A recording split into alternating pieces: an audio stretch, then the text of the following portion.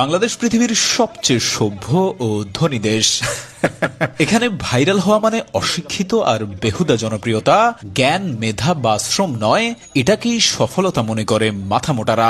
এখানে সরকারি হাসপাতালগুলোতে ডাক্তারের জন্য একজন অ্যাসিস্ট্যান্ট রাখা হয়, এদিকে অ্যাসিস্ট্যান্টের জন্য একজন অ্যাসিস্ট্যান্ট রাখা হয় এবং ইন্টার্নশিপ ডক্টর দিয়ে চিকিৎসা করানো হয়। এখানে বাচ্চারা স্কুলে যাওয়ার বয়সে মিছিল মিটিংয়ে যায়, ক্লাস ক্যাপ্টেনের দৌড়ে নয়, এলাকার পাতিনেতা হতে চায়। এখানে স্কুল এবং কলেজগুলোতে ক্লাস টিচারের কাছে প্রাইভেট না পড়লে আপনার জীবন তেজপাতা বানিয়ে দেওয়া হবে। এখানে পয়সা ধার নিয়ে ভুলে যাওয়া এটা সবার অন্যতম একটি গুণ। আপনার কাছ থেকেও যদি কেউ পয়সা ধার নিয়ে থাকে তাহলে ভুলে যান আপনি তার কাছ থেকে টাকা পাবেন। এখানে ছেলে মেয়ে একজন আরেকজনকে জানু, মানু, সোনা, জান এসব বলে তাদের যৌবন শেষ করে দেয় আর বিয়ে করে 40 বছর পার হয়ে গেলে। এখানে দুজন গরিব মিলে আরো 5 থেকে 7 জন গরিবের জন্ম দেয়। এখানে কারো বিপদে কেউ এগিয়ে আসে না, ভাবে কি লাভ, নিজের বেলা আসলে পরে বলে ভালো মানুষের অভাব। তবে ঠিকই দূর থেকে চেয়ে চেয়ে দেখে এবং সেগুলো ভিডিও করে সোশ্যাল মিডিয়ায় ছেড়ে দেয়। এখানে সবাই লোভী আর খাই খাই স্বভাবের মানুষের বসবাস। যাকেই বিশ্বাস করে সামনে এগোতে সাপোর্ট করবেন, দুদিন পরে তার থেকেই পাবেন কারাপশনের আভাস। এখানে নিজের সমালোচনা বাদ দিয়ে অন্যের সমালোচনায় সবাই সারাদিন ব্যস্ত থাকে। এখানে শ্রমের যথাযথ মূল্য পাওয়া যায় না, এখানে শিক্ষিত মানুষ সম্মান পায় না।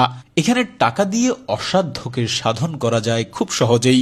এখানের মানুষ এক একজন নিজেকে ঈশ্বরচন্দ্র বিদ্যাসাগর মনে করে। এখানে ভিক্ষুকদের রমরমা ব্যবসা চলে।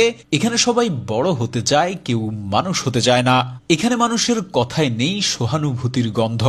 এখানকার মানুষ নিজে বাস থেকে নামতে চায় নিজের বাসার সামনেই, কিন্তু অন্য কেউ নামলে বলবে বাস কি ভাড়া দিয়ে কিনে ফেলেছে নাকি, বাস স্টপ ছাড়া থামবে কেন।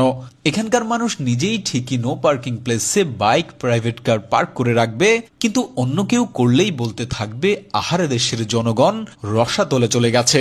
নিজের ছেলে মেয়ে দোষ করলে সেই দোষ একদমই চোখে পড়ে না, কিন্তু অন্যের ছেলে মেয়ে দোষ না করলেও তাদের নামে কিভাবে বানিয়ে বানিয়ে কথা রটাতে হয় এটা একমাত্র বাঙালি ভালো জানে। এখানকার মানুষ 100 টাকা স্কুলের বেতন দিতে চায় না, কিন্তু একই স্কুলের টিচারের কাছে তার বাচ্চা যখন প্রাইভেট পড়ে 1000 টাকা বেতন দিতেও কার্পণ্য করে না। এখানে কেউ একবার পয়সাওয়ালা হলে সে সুইজারল্যান্ডে ব্যাংক অ্যাকাউন্ট খোলে এবং অবৈধভাবে দেশের টাকা নিয়ে সেখানে জমা রাখে। এখানের পয়সাওয়ালারা চিকিৎসা করাতে থাইল্যান্ড আর সিঙ্গাপুরে পাড়ি জমায় আর শপিং করে থাইল্যান্ড, দুবাই কিংবা প্যারিস থেকে। এখানকার পয়সাওয়ালা বাবা মায়ের ছেলে মেয়েরা পড়াশোনা করতে ইউরোপ, আমেরিকা এবং কানাডার মতো দেশগুলোতে পাড়ি জমায় আর পড়াশোনা শেষে দেশে ফেরত না এসে সেখানেই থেকে যায়। যখন জীবনের শেষ প্রান্তে মৃত্যু ঘনিয়ে আসে তখন বাংলাদেশের কথা মনে পড়ে আর বাংলাদেশে ফেরত আসে, কিন্তু তখন আর এই মানুষগুলোর দেশকে দেওয়ার মতো কিছুই থাকে না। এখানকার মানুষ বাজারে গিয়ে কোনো প্রোডাক্টের বেশি দাম দেখলে বলে আহা এত বেশি দাম কেন। আবার সেই একই প্রোডাক্ট যদি কিছুটা ডিসকাউন্ট বা কম দামে বিক্রি করা হয় তখন তারাই বলবে নিশ্চয়ই এটা খারাপ প্রোডাক্ট, না হলে এত কম দামে বিক্রি করছে কিভাবে। এখানকার মানুষ ভাজা পোড়া তেল চর্বি খেয়ে গ্যাস্ট্রিক বানাবে, আবার সেই গ্যাস্ট্রিক কমানোর জন্যই ঔষধ খাবে। এখানে টাকার জোরেই হয় তাল গাছটা আপনার, অবহেলায় পড়ে থাকে খোঁজ খবর রাখে না বাপমার। এখানে শ্রমের মূল্য নেই, চাষ হয় প্রতিনিয়ত হিংসা বিদ্বেষ, মনে হয় আগেই ভালো ছিলাম, এখন ভালোর দিন শেষ।